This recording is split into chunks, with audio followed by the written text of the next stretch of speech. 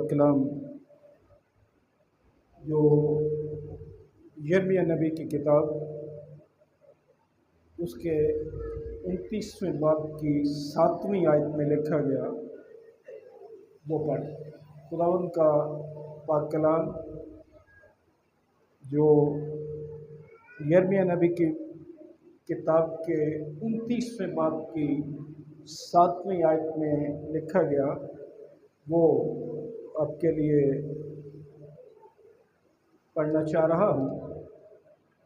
यिर्मयाह नबी की किताब उसका 29वां बाब और 7वीं आयत यूँ है। गौर से सुनिए, एक ही आयत पढ़ रहा हूँ, मेहरबानी करके पूरी तवज्जो के साथ सुनिए क्या लिखा। और उस शहर की खैर मनाओ जिसमें मैंने तुमको असीर करवा कर भेजा, और उसके लिए खुदावंद से दुआ करो क्योंकि उसकी सलामती में तुम्हारी सलामती हो। खुदावंद की बरकत उसके पाक कलाम के पढ़े और सुने जाने पर हो। आइए एक दफ़ा फिर अपने सरों को खुदावंद के हज़ूर झुकाएं और दुआ मांगें। खुदावंद मसीह यीशु में हमारे रहीम बाप,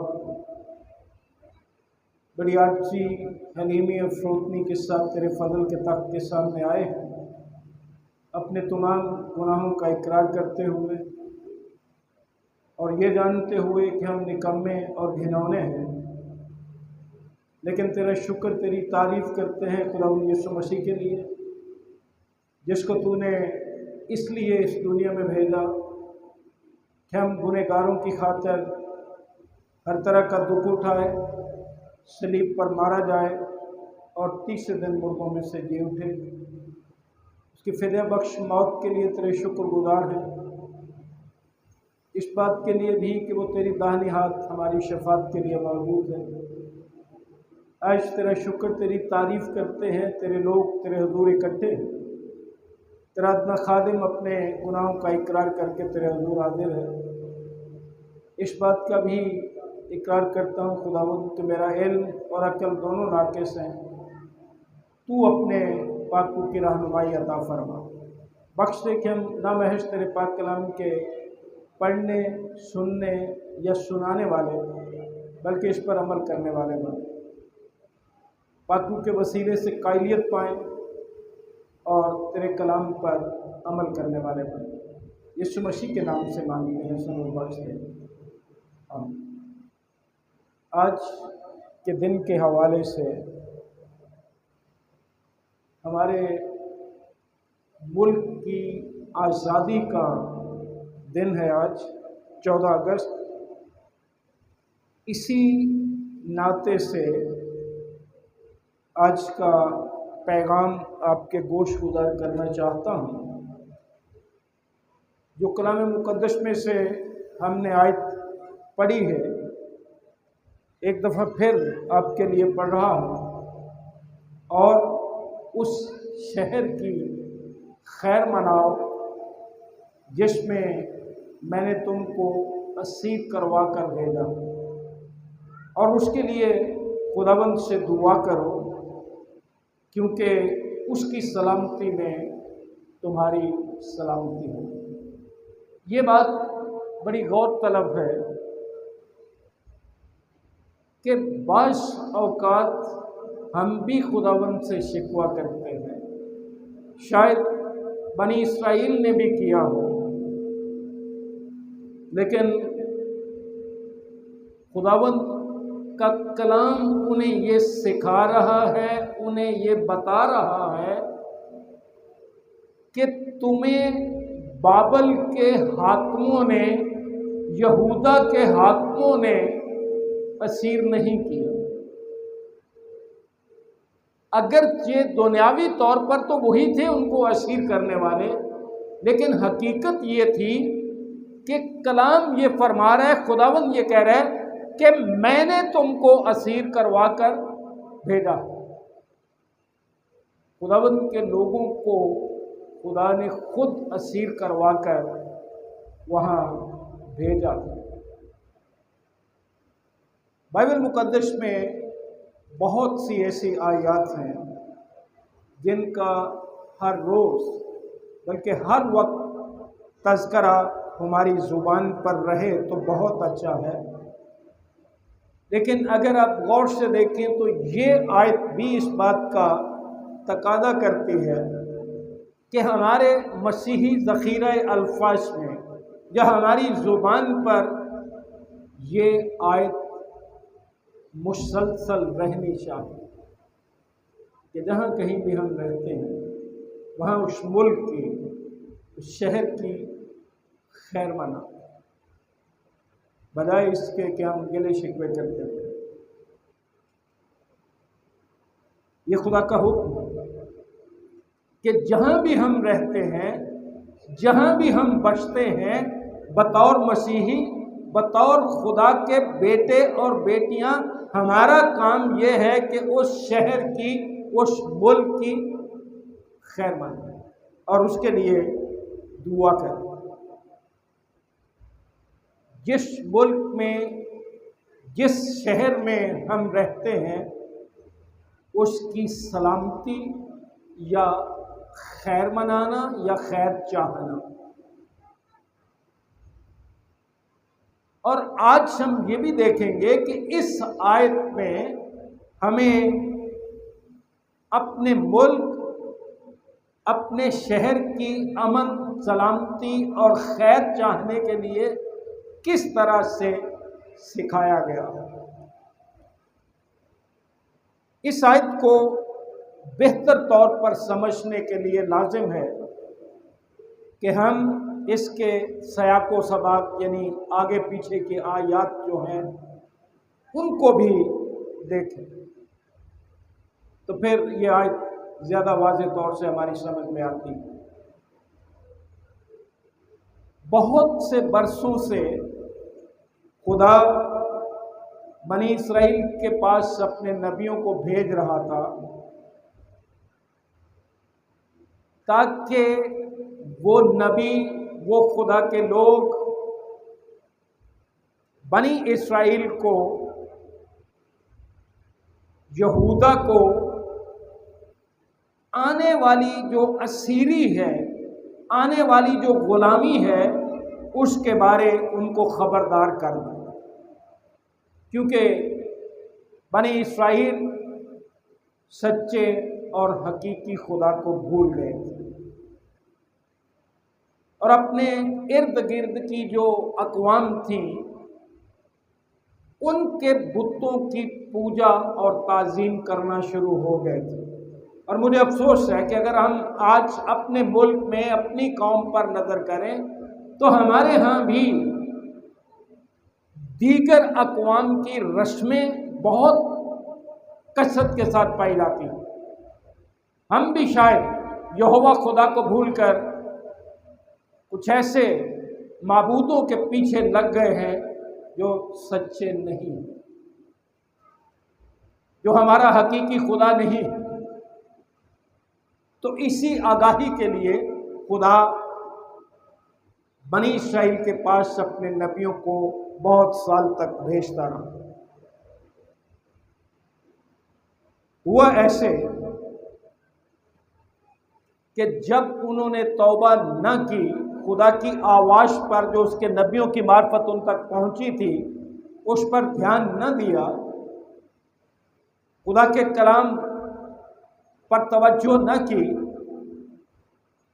तो फिर खुदा ने और कौमों को उठा खड़ा किया ताकि उस सरजमीन पर हमला करें और बनी इसराइल जो हैं वो गुलामी में, असीरी में चले जाएं।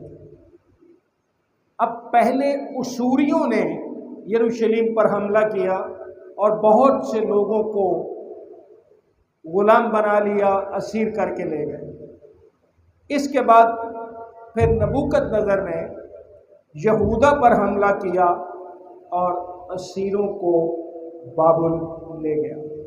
जब ऐसी हालत आई तो वहाँ कुछ झूठे नबी भी थे اب جب لوگ غلامی میں ہوتے ہیں، اسیری میں ہوتے ہیں، تو وہ چاہتے ہیں کہ جتنی جلدی ممکن ہو ہم اس غلامی یا اسیری میں سے چھوٹ جائیں۔ حنانیہ نام ایک نبی کے بارے ہم کلام مقدس میں پڑھتے ہیں، اس نے کھڑے ہو کر لوگوں کو یہ کہہ دیا کہ 2 ہی برسوں میں ہیکل کے وہ سارے ظروف جو ہیں وہ واپس آ جائیں گے، خدا ایسا ممکن کرے گا۔ یعنی مطلب اس کا یہ تھا کہ یہ اسیری یا یہ غلامی جو ہے یہ صرف 2 برس کی ہے۔ شاید لوگوں نے بڑا پسند کیا ہوگا کہ یہ بندہ ہے جو صحیح بات کر رہا ہے۔ اس کے مقابلے میں یرمیہ نبی تھا جس نے خدا کی آواز کو ویسے ہی ان لوگوں تک پہنچایا جیسا کہ خدا چاہتا تھا۔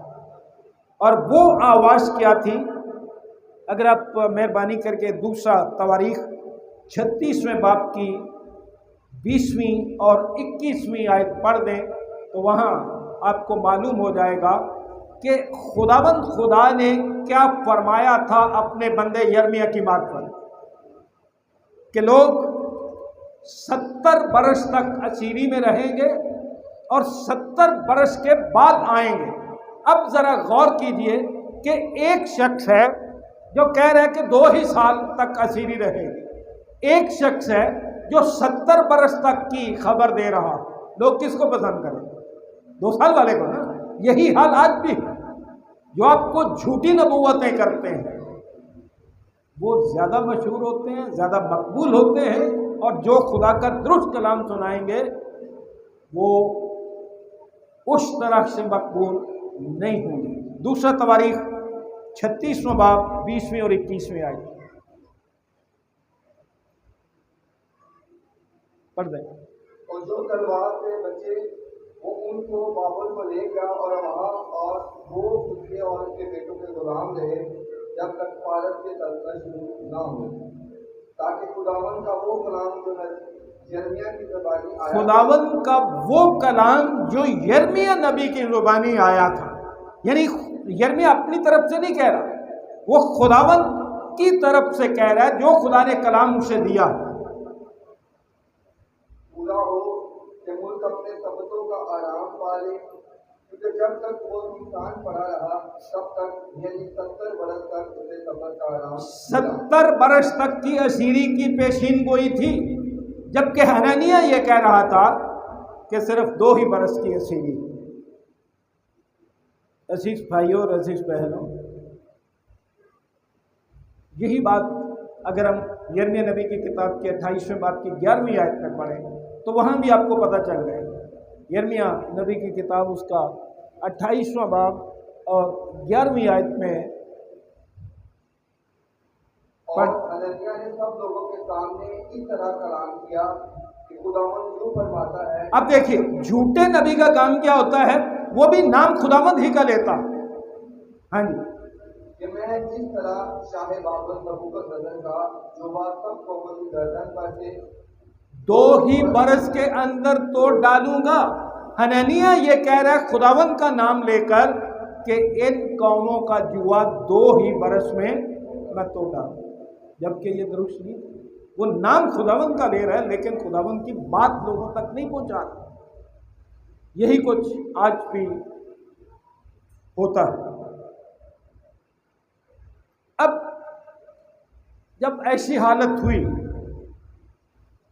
تو ان جھوٹے نبیوں نے ایسی آزادی کا وعدہ کیا جو کبھی آنے والی نہیں تھی۔ کہاں 70 برس، کہاں 2 برس۔ پھر خدا اپنے بندے یرمیہ نبی سے ہم کلام ہوا اور اسے کہا کہ یہ اسیر جو ہیں، یہ لوگ جو قید میں گئے ہیں، جو اسیری میں گئے ہیں، جن کو میں نے اسیر کروا کے اس ملک میں بھیجا ہے، انہیں ایک خط لکھ، ان تک یہ پیغام پہنچا۔ میں جب یہ پیغام تیار کر رہا تھا تو میں سوچ رہا تھا کہ میں ہوتا یا شاید آپ بھی ایسا ہی سوچیں کہ خدا اس قوم سے بڑا ناراض ہوگا۔ دیکھو میں نے تم پر اتنے نبی بھیجے تمہارے لیے، اتنے برس تک تمہیں میں بتاتا رہا تم نے میری بات میرے کلام پر عمل نہیں کیا، توجہ نہیں دی، اب اچھے ہو نا وہاں سیری میں چلے گئے۔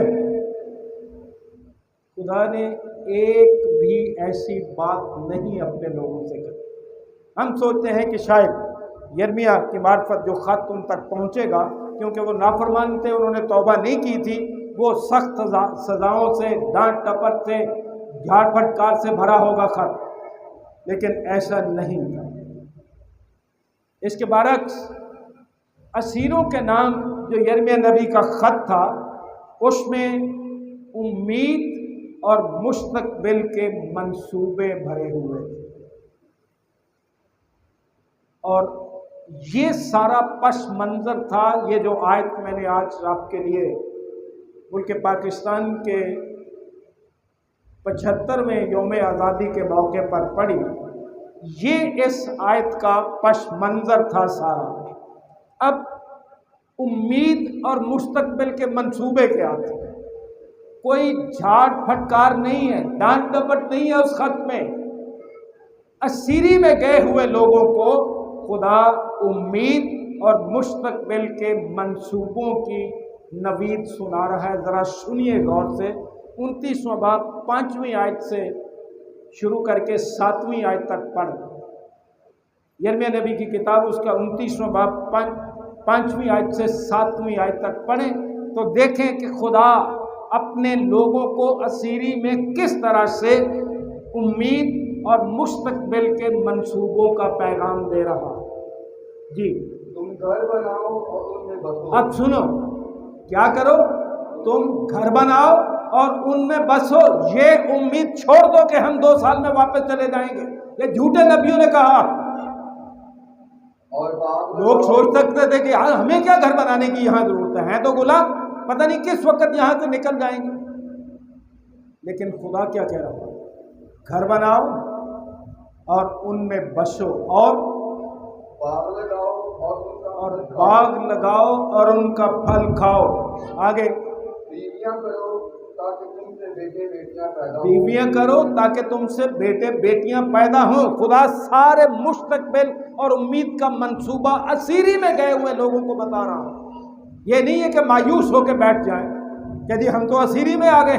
پھر اور اپنے بیٹوں کے لیے بیویاں لو اور اپنی بیٹیاں شوہروں کو دو، اپنے بیٹوں کے لیے بیویاں لو اور اپنی بیٹیاں شوہروں کو دو، تاکہ ان سے بیٹے بیٹیاں پیدا ہوں۔ یہ مت سوچو کہ ہم غلامی میں آ جائیں گے، آ گئے ہیں، اور ہم جب شادیاں کریں گے اپنی اولاد کی تو وہ بھی تو غلام ہی ہوں گے آگے پیدا، تو ہمیں کیا ضرورت ہے ایسا کام کرنے کی؟ ہم کیوں اپنے بچوں کی شادیاں کریں؟ ہم کیوں ایسا کام کریں؟ آگے ہم غلام نسل پیدا کرتے جائیں۔ لیکن خدا اپنا منصوبہ بتا رہا۔ آگے، اور تم وہاں پھلو پھولو اور کم نہ ہو۔ پھلو پھولو اور کم نہ ہو، یہ خدا کا منصوبہ۔ اب اس کے بعد خداوند نے کیا منصوبہ بتایا؟ جی، اور اس شہر کی خیر مناؤ۔ یہ نہیں ہے کہ تم یہاں غلام ہو کے آ گئے ہو، یہ نہیں ہے کہ تم اسیری میں آ گئے ہو تو اس شہر کے لیے ہر وقت بد دعا کرتے رہو، کیونکہ بہت سے لوگوں کی الٹی تعلیم ہے کہ جی ہم اس ملک میں غلام ہیں۔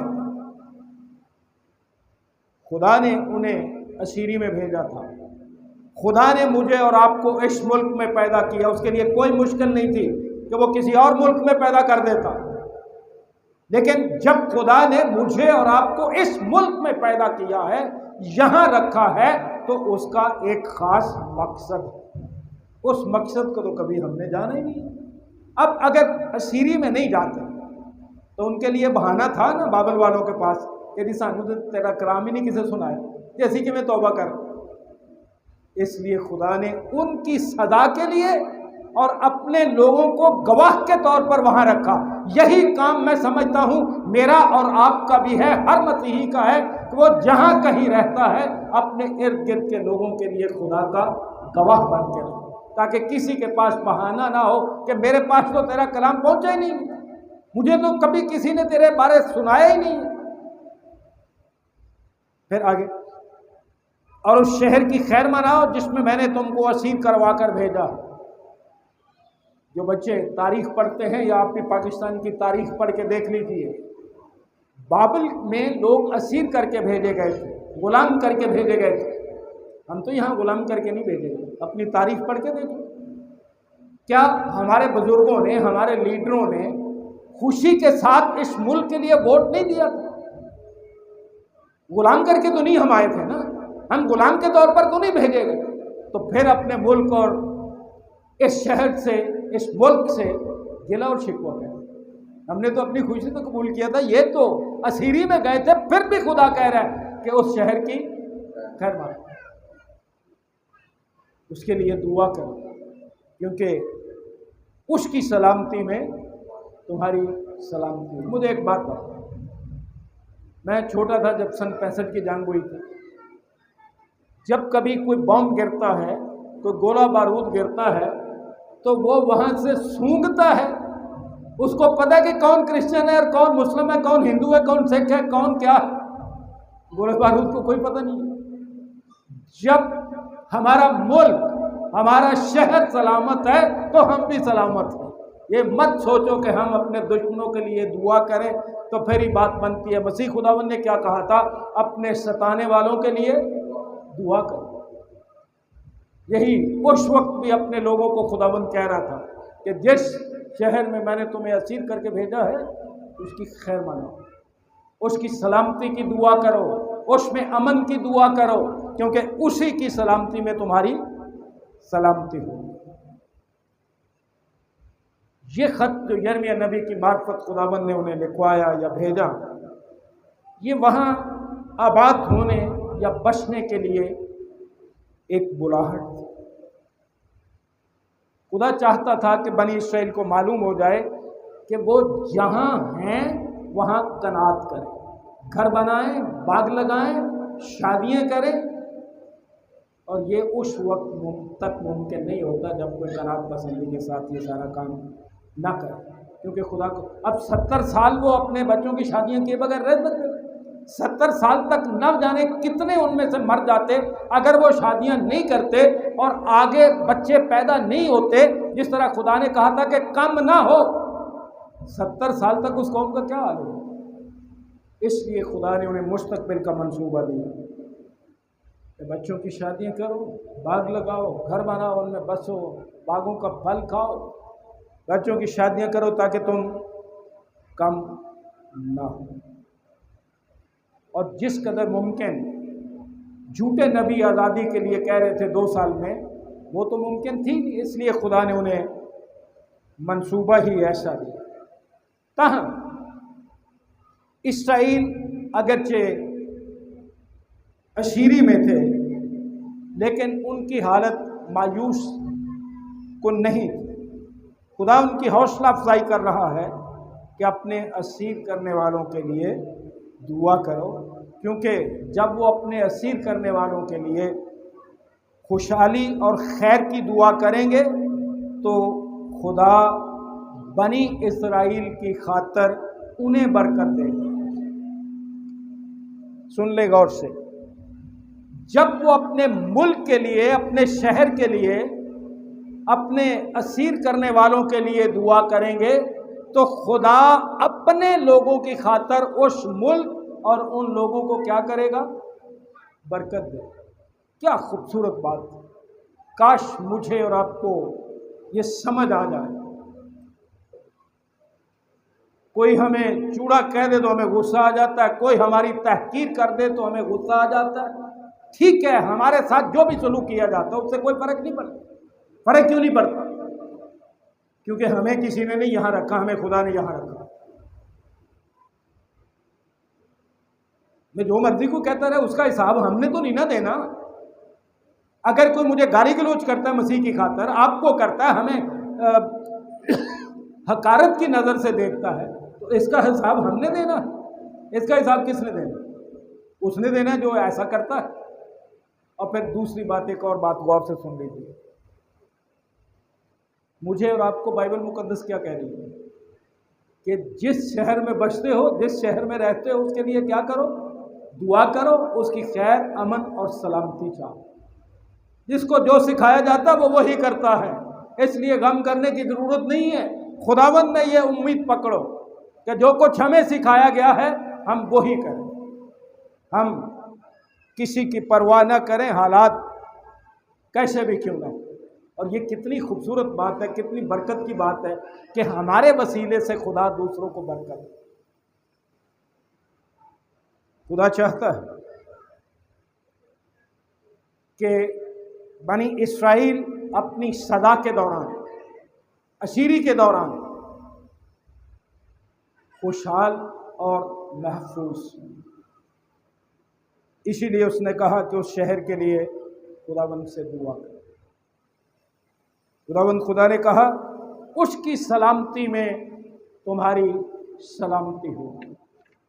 اگر ہمارا ملک، ہمارا شہر سلامت ہے، محفوظ ہے، تو ہم بھی محفوظ اور سلامت ہیں۔ اگر یہ سلامت نہیں ہے تو ہم بھی سلامت ہیں۔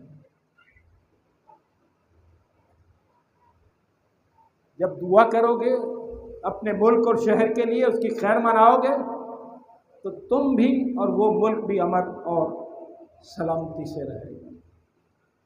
اب اس میں ایک اور بات بھی ہے کہ خدا چاہتا تھا کہ میرے لوگ جان لیں کہ میں نے انہیں بھلا نہیں دیا کہ اسیری میں چلے گئے تو ساڈا رب سانوں بھول ہی گیا نا۔ اسی لیے اس نے کہا تھا گھر بناؤ، ان میں بسو، باغ لگاؤ، ان کا پھل کھاؤ، بیٹے بیٹیوں کی شادیاں کرو۔ خدا چاہتا تھا کہ لوگ جانیں کہ اس حالت میں بھی میں نے تمہیں بھلا نہیں دیا، میں اب بھی تمہارا خدا ہوں، میں اب بھی تمہاری دعاؤں کا جواب دینے کے لیے تیار ہوں۔ بس تمہارا کام کیا ہے؟ مانگ کے تو دیکھو۔ اس شہر کے لیے دعا کرو، مانگو، میں اب بھی تمہاری دعا سننے کے لیے رضامند ہوں، تیار ہوں۔ عزیز بھائیوں اور عزیز بہنوں، آج اس آیت کا مجھ پر اور آپ پر اطلاق جو ہے، ہمیں بھی ایک سبق یہاں دیا گیا ہے کہ بطور مسیحی ہم اس دنیا میں، اس سرزمین پر پردیسی اور مسافر، جس طرح بنی اسرائیل غلامی میں گئے، وہاں ان کا پکا تو نہیں تھا ڈیرا نا، خداوند نے ان کو نکالنا تھا وہاں سے، وہ وہاں پردیسی اور مسافر تھے۔ اور آج ایماندار بھی اس دنیا میں پردیسی اور مسافر کہلاتے ہیں۔ ہمیں پورے طور پر یہ سمجھ لینا چاہیے کہ یہ دنیا، یہ سرزمین ہمارا مستقل گھر نہیں۔ عبرانیوں کا خط 13واں باب 14ویں اور 15ویں آیت پڑھ دیجیے۔ عبرانیوں کا خط 13واں باب 14ویں اور 15ویں آیت۔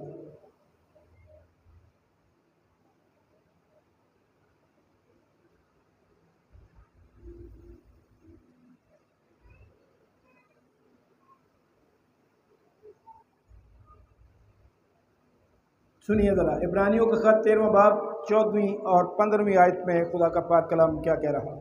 یہاں ہمارا کوئی قائم رہنے والا شہر نہیں۔ سن لیا آپ نے؟ اس دنیا میں، اس سرزمین پر ہمارا قائم رہنے والا شہر نہیں۔ یہاں ہم پردیسی ہیں، یہاں ہم مسافر ہیں۔ آگے، بلکہ ہم آنے والے شہر کی تلاش میں ہیں۔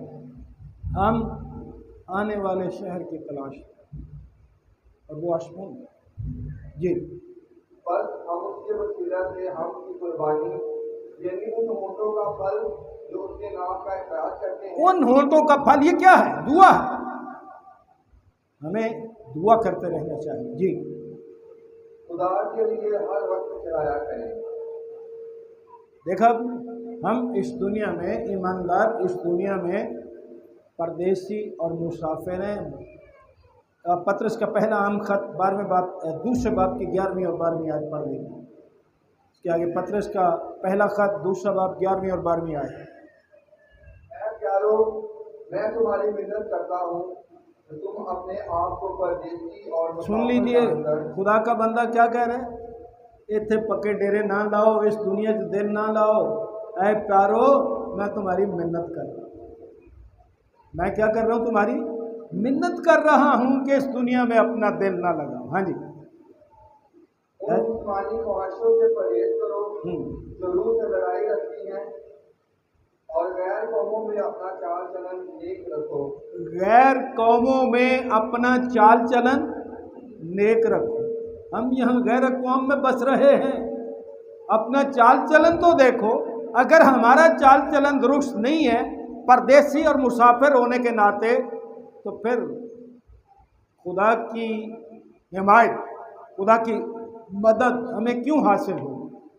हमारा तो, हम तो रखे यहाँ इसलिए गए हैं कि अपने मसीही चाल चलन, अपने नेक चाल चलन के वसीले से जिन लोगों में हम रहते हैं उन्हें खुदा की गवाही दे सकें, अपनी ज़िंदगी के वसीले से, अपने चाल चलन के वसीले से, अपने नेक कामों के वसीले से, अपने अच्छे रवैयों की वजह से।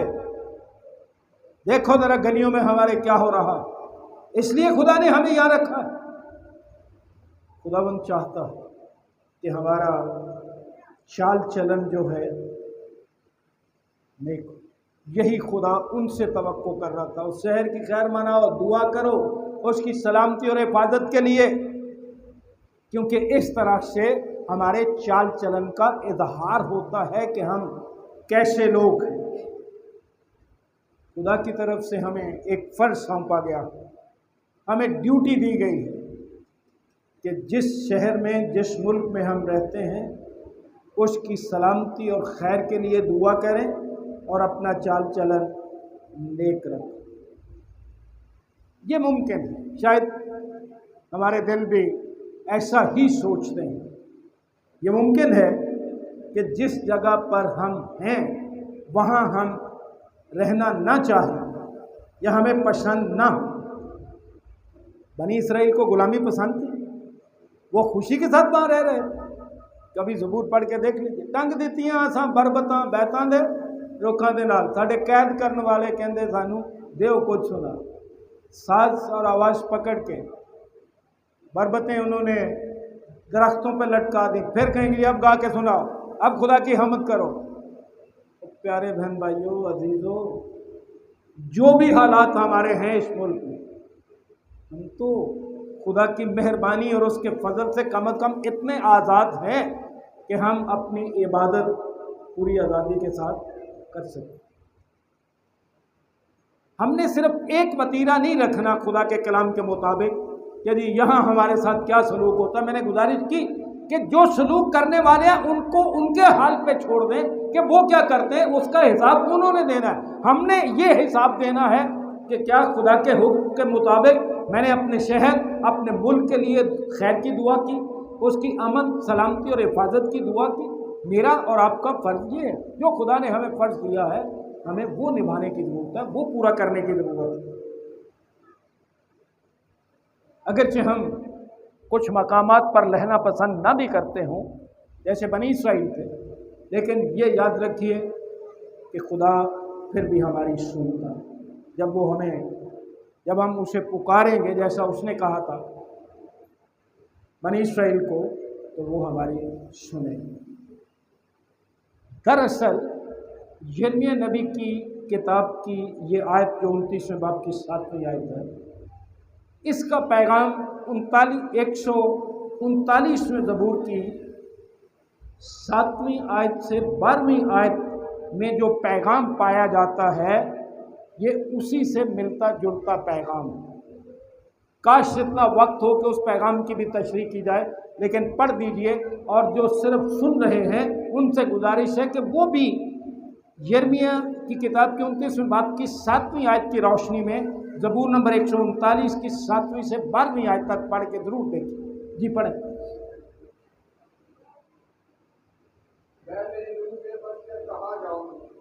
खुदाया तेरी रूह तो बच के किधर जाऊं, कहाँ भागूं, यहाँ तेरी हजूरी से किधर भागूं। पढ़ते जाएं। अगर आसमान पर चढ़ जाऊं तो तू वहाँ है, अगर मैं पाताल में बिस्तर में जाऊं तो देख तू वहाँ भी है। अगर मैं कुआं के पर लगाकर समुद्र की इंतहा में जा बसूं तो वहाँ भी तेरा हाथ मेरी रहनुमाई मुख्तसर बात जो गुजारिश करना चाहता हूँ वो ये है कि आप कहाँ भागेंगे खुदा की हजूरी से। यहाँ नहीं आप रहना चाहते। जिस मुल्क में जहाँ कहीं खुदा ने आपको रखा है आप वहाँ खुश नहीं हैं, आप नहीं रहना चाहते, तो बता दो वो जगह ज़मीन के नीचे, पाताल में, समुंदर में, सरजमीन पर जहाँ आप भागना चाहते हो, वो बता दो दो जगह कहाँ। इसीलिए इस आयत की रोशनी में ये आयत पढ़ें तो आपको और ज़्यादा समझ आएगी, क्योंकि रूए ज़मीन पर कोई ऐसी जगह नहीं है जहाँ हम खुदा की हजूरी से भागकर जा सकते हैं। खुदा ने हर एक को जहाँ कहीं रखा है एक ख़ास मकसद के लिए रखा है। काश हम उससे भागने के बजाय, उस मकाम से नफरत करने के बजाय खुदा के मकसद को जान सकें। क्योंकि बनी इसराइल के नज़दीक ग़ुलामी में जाने से पहले दरअसल बनी इसराइल जो थे वो हैकल के साए में पले बड़े थे, और उनके दिलो दिमाग में ये बात शामिल थी और वो समझते ये थे, और उन्होंने अपने आबाओ अजदाद से सुन भी ये रखा था कि कादिर मुतलक खालिक खुदा हैकल में सुकूनत करता। वो अपने महदूद तसव्वुरात, जो इंसान महदूद है ना, उसके तसव्वुरात भी महदूद है, वो अपने महदूद तसव्वुरात में समझते थे कि अगर खुदा हैकल में सुकूनत करता है तो वो कहीं और नहीं हो सकता। तो ज़बूर नवीस ने आपको बता दिया कि हैकल में सुकूनत करने के अलावा भी वो तो हर जगह मौजूद। बनी इसराइल को और आज हमें भी ये जानने की ज़रूरत है कि खुदा पूरी दुनिया में चलता है। वो दीवारों में महदूद नहीं हो सकता। यकीनन वो हमारी सोच और हमारे ख्यालात तक भी महदूद नहीं हो सकता। क्या कभी हमने सोचा जिस मुल्क, जिस शहर में हम रहते हैं, बसते हैं, उसकी खैर, अमन और सलामती हम किस तरह चाहते हैं? जहाँ कहीं भी आप रहते हैं, जिस बस्ती में, जिस गांव में, जिस शहर में, जिस मुल्क में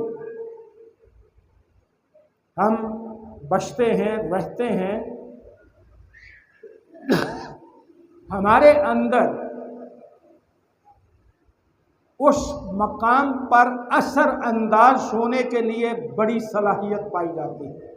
और उस सलाहियत का इजहार कैसे होगा कि हम उसके लिए दुआ करें, हम उसकी खैर मांगें, क्योंकि उस का ताल्लुक मकाम की सलामती, मकाम की हिफाजत और उस मकाम या उस जगह के अमन से है।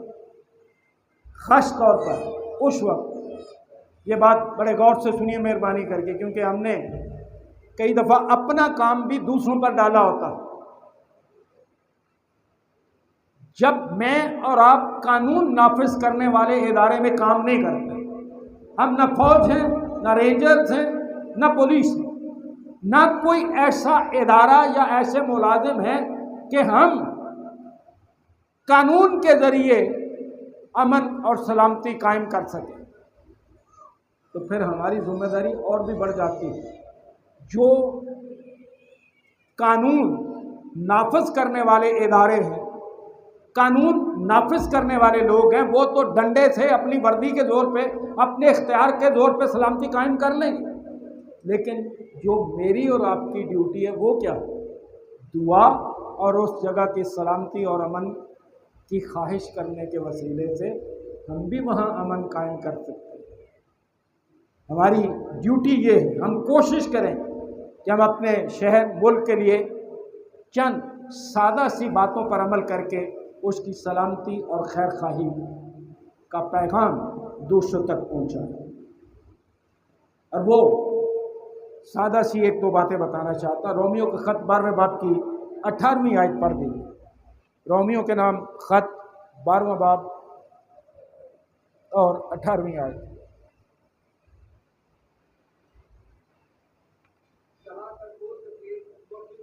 जहाँ तक हो सके, जितना मुमकिन हो, हद्दुल मक़दूर, जहाँ तक हो सके तुम अपनी तरफ से, दूसरों की तो बात ही नहीं हो रही, जो असीर करके ले गए थे खुदा ने उनकी बात ही नहीं की, जहाँ हम रहते हैं उन लोगों की बात ही नहीं, बात तो हमारी हो रही है। जहाँ तक मुमकिन हो सके तुम अपनी तरफ से सब आदमियों के साथ क्या करो, मेल मिलाप रखो। ये है अपने मुल्क शहर की अमन और सलामती का एक तरीका। बतौर मसीही जब हम दूसरों के साथ अमन और सलामती से रहते हैं तो खुदा की मोहब्बत का इजहार करते हैं, ये समझ लीजिए। इससे बेहतर और कोई तरीका नहीं है जिससे हम अमन, अपने मुल्क और अपने शहर की अमन और सलामती को कायम रख सकें, कि जहाँ तक मुमकिन हो हम अपनी तरफ से सब आदमियों के साथ मेल मिलाप रखें। और ये उस वक्त तक भी हमें दिखाई नहीं दे सकता जब तक कि हम किसी ऐसे शख्स से ना मिलें जिसके साथ हमारा तनाज़ा, जो खुदा का पाक कलाम कह रहा है। बाज़ औक़ात ख़ानदान में, अजीज़ रिश्तेदारों में, बरादरी में, हमारे इर्द गिर्द उस शहर में ऐसे लोग होते हैं जो हर वक्त गुस्से में रहते हैं। उनके मुसलसल चिड़चिड़ेपन से दूसरे लोग भी चिड़चिड़े हो जाते हैं। इसलिए बतौर मसीही मेरी और आपकी ड्यूटी है कि हम जहाँ तक मुमकिन हो सब आदमियों के साथ मेल मिलाप रखें, तो ख़ानदान में, बरादरी में, शहर में, मुल्क में अमन और सलामती कायम हो सकती है। वरना ऐसे लोग जो हैं वो सलामती और खैर खाही को फ़रोग़ नहीं देते, जो हर वक्त गुस्से और चिड़चिड़ेपन में रहे। इसीलिए बनी इसराइल को कहा गया कि तुम उस शहर की खैर मनाओ, हर वक्त इनके खिलाफ चिड़चिड़ापन ना दिखाओ, हर वक्त इनके खिलाफ ना रहो कि ये हमारे ऊपर हुकूमत जताते हैं। आपका और मेरा काम है वो मकाम, वो शहर, वो मुल्क, उसकी अमन और सलामती के लिए दुआ करते रहें। खुदा के बेटे बेटियां होने के बायस हमें अमन और सलामती के ख्वाहिशमंद होना चाहिए। इस तरह हम अपनी छोटी सी जगह से अपने शहर, अपने मुल्क में अमन को फ़रोग़ दे सकते हैं। फिर दूसरी बात, खुदा के बेटे बेटियां होने के बायस हमें तशद्दुद को फ़रोग़ नहीं देना चाहिए कभी।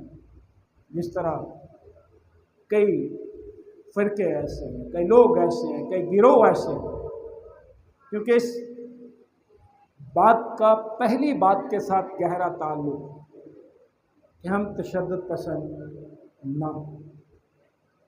कोई ऐसा काम न करें जिससे तशद्दुद करने की तरगीब दी जा सके।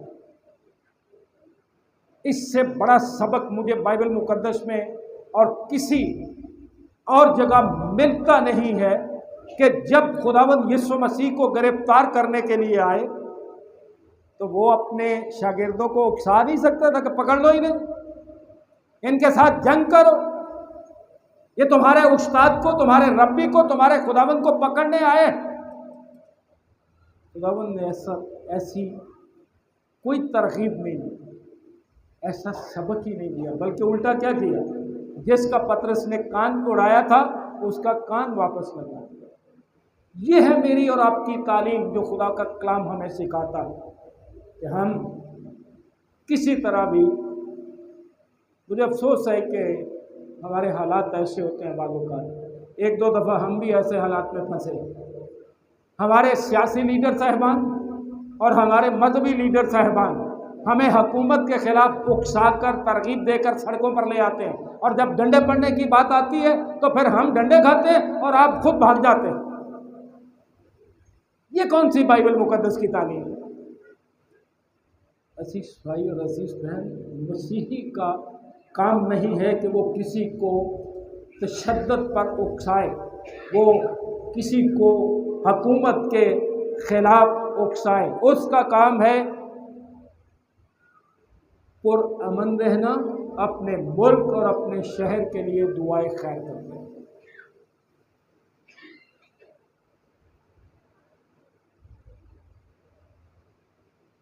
کیونکہ اگر آپ حکومت مخالف سرگرمیوں میں شریک ہوتے ہیں تو غور سے سن لیجئے خدا کا کلام کیا کہہ رہا ہے۔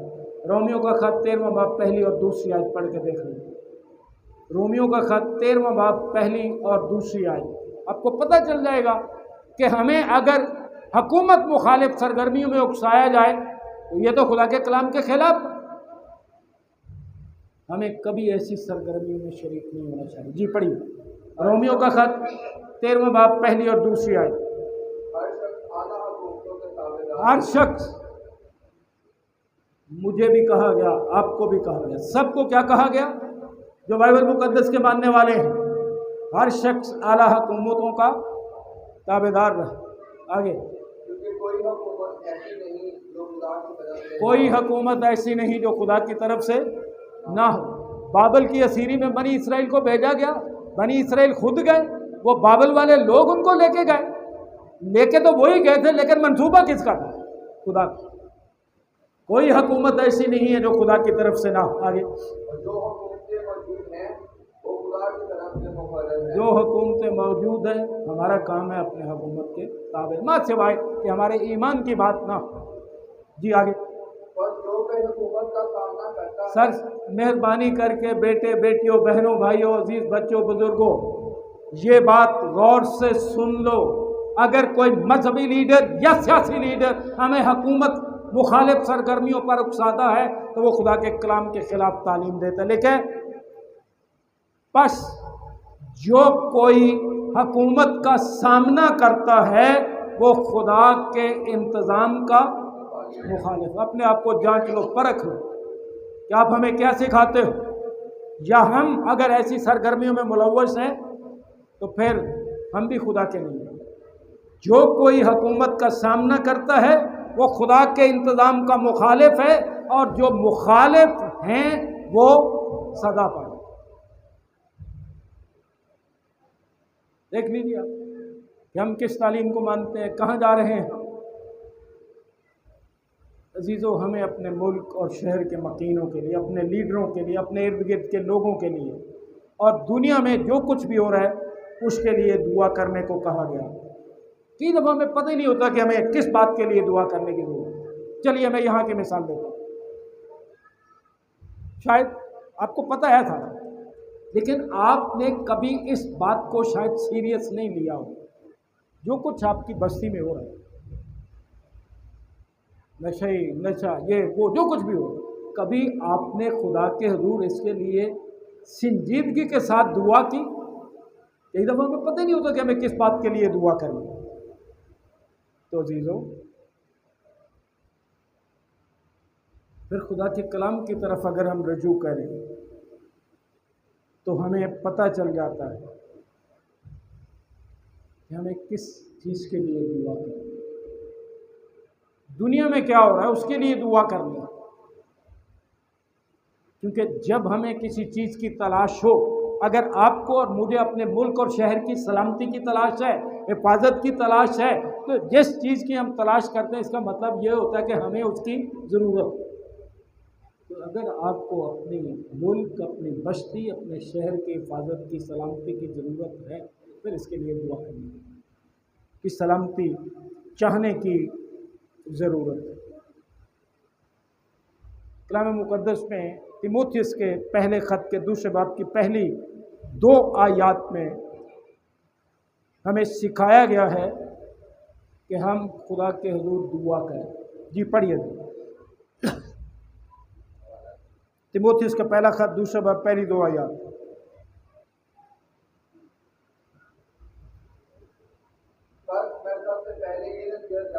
میں سب سے پہلے یہ نصیحت کرتا ہوں کہ مناجاتیں، دعائیں، التجائیں اور شکر گزاریاں سب آدمیوں کے لیے کی جائیں۔ آپ کی فوج، کی پولیس، دیگر محکمے، آپ کا ملک، حکومت، آپ کا شہر، آپ کی بستی، سب کے لیے مجھے اور آپ کو دعا کرنے کی ضرورت ہے۔ کیوں؟ آپ को मैं अगर कहूँ कि आप राष्ट्रवाद हैं, हम सब के हाथ इतने बड़े बुलंद होंगे। मैं पूछूं कि आप खुदावंद के हैं तो आप कहेंगे जी हाँ हम हैं। अमसाल की किताब के 11वें बाब की 11वीं आयत पढ़िए, फिर आपको पता होगा कि जब हम राष्ट्रवाद हैं, हम खुदा के हैं, तो हमारी दुआ क्या कर सकती। अमसाल की किताब उसका 11वां बाब 11वीं आयत। राष्ट्रवादों की दुआ से शहर सरफराजी पाता है। सुन लीजिए, राष्ट्रवादों की दुआ से शहर सरफराजी पाता है। अगर आज आप इस यौम आज़ादी पर अपने शहर की सरफराजी चाहते हैं तो फिर आपको राष्ट्रवादियों की तरह दुआ करने की जरूरत है। अगर राष्ट्रवाद दुआ ना करें तो शहर सरफराजी नहीं पाता। आगे क्या लिखा है, दूसरा हिस्सा भी पढ़ गया। लेकिन शरीरों की बातों से बर्बाद होता है। शरीरों की बातों से शहर क्या होते हैं, बर्बाद हो जाते हैं, लेकिन राष्ट्रवाद की दुआ से सरफराजी। चूँकि इसमें भी, अमसाल की किताब में भी, तीमुथियुस के खत में, यिर्मयाह की किताब में हमें सिखाया गया कि हम अपने मुल्क और हुकूमत के लिए दुआ करें। आइए अपने सरों को झुकाएं और आज खुदावंद के हुजूर जहां हम अपने मुल्क और हुकूमत के लिए दुआ करें, वहाँ इस जश्न आज़ादी के मौके पर जहाँ हम एक दूसरे को जश्न आज़ादी की मुबारकबाद देते हैं, खुदावंद से दुआ है कि आज हम इब्लीस, गुनाह, जहालत, दहशतगर्दी, जिस्म के कामों, हरामकारी, नापाकी, शहवत परस्ती, बुत परस्ती, जादूगरी, अदावतों, झगड़ों, हसद, बुग़्ज़, गुस्सा, तफरीकों, जुदाइयों, बिद्दतों और नशेबाजी से भी खुदावंद यीशु मसीह के नाम में आज़ादी पाएं। आइए अपने सरों को झुकाएं और दुआ मांगें। आप ये दुआ मेरे पीछे कहेंगे। रहीम आसमानी बाप, आपकी आवाज़ ही नहीं आ रही, मैंने कहा सब कहेंगे, सब ये दुआ मांगेंगे। रहीम आसमानी बाप, तेरा शुक्र और तेरी तारीफ़ करते हैं कि तूने हमें अपनी पाक मर्जी से अपने मकासद के लिए मुल्क पाकिस्तान में पैदा किया। बख्श दे कि हम वो मकासद जानें और उन्हीं के मुताबिक अमल करें, ताकि हमारे रहन सहन और चाल चलन से लोग तेरी तारीफ़ करें। हमें अपने मुल्क और हुकूमत के ताबे रहने का फजल दे। बख्श दे कि हम अपने शहर और मुल्क की खैर मनाएं और इसकी सलामती और अमन के लिए दुआ करते रहें। शफीक बाप, हमारा ईमान है आज जब हम अपने मुल्क और हुकूमत वालों को तेरे हुजूर पेश करते हैं तो तू हमारे दरमियान मौजूद है। हमारी मिन्नत है तू हमारे प्यारे वतन को हर तरह की तकसीम और फ़िरकाबंदी से महफूज रख। तू खुद बे आवाज़ों की आवाज़ बन, ताकि यहाँ इंसाफ का बोलबाला हो। अपने मुल्क और हुकूमत के लिए बरकत की इल्तिजा करते हैं और हुकूमत के लिए हमारी मिन्नत है तू अपनी कादिर मर्जी के मुताबिक हमारे मुल्क की हिफाजत फरमा। तीनों अफवाज, पुलिस, अदालतों से वाबस्ता तमाम लोग और मुल्क की सलामती और अमन के लिए रात दिन काम करने वाले दीगर तमाम अफराद की मुहाफ़ज़त हो। तेरा रहम, तेरी मेहरबानी और तेरी शफ़क़त हमारे मुल्क और यहाँ बसने वाले तमाम अफराद पर रहे। तेरे बेटे तेरे बेटे अपने खुदावंद यीशु मसीह नासरी के नाम से मांगते हैं। अपने खुदावंद यीशु नासरी के नाम से मांगते हैं।